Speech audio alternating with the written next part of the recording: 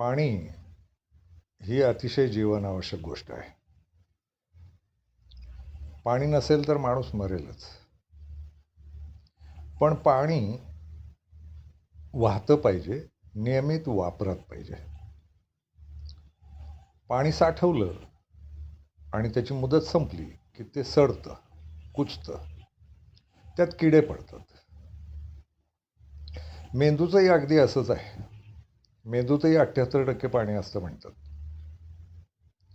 मेंदू पण साचलेला असेल, साठलेला असेल, तर तोही कुजतो, सडतो, त्यातही किडे पडतात.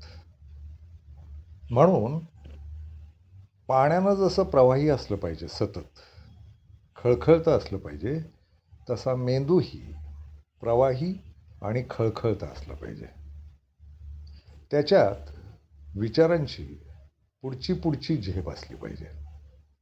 एकाच ठिकाणी कुठेतरी मागच्याच काळात लटकून पडलेला मेंदू हा सडलेला असतो. मेंदू मोकळा केला पाहिजे.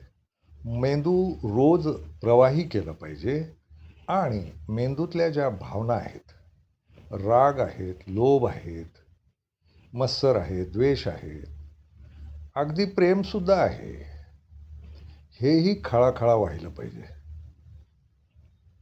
प्रवाही झालं पाहिजे. ते तसं राहिलं तर मेंदूसुद्धा ताजातवाना राहतो आणि जगण्यावर पुन्हा पुन्हा प्रेम करता येतं. प्रेमसुद्धा खूप साठवत बसू नये, कुजवत बसू नये. प्रेमही रोज प्रवाही ठेवावं. याचा गैरअर्थ काढू नका.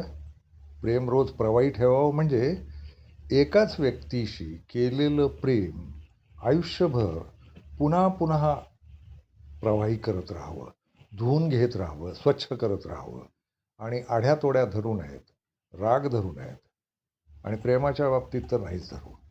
प्रेम पण रोज खळखळतं, प्रवाही असलं पाहिजे, तर ते आनंदी होईल. माणसानं वाहत्या पाण्यासारखा स्वतःचा मेंदू वापरला पाहिजे.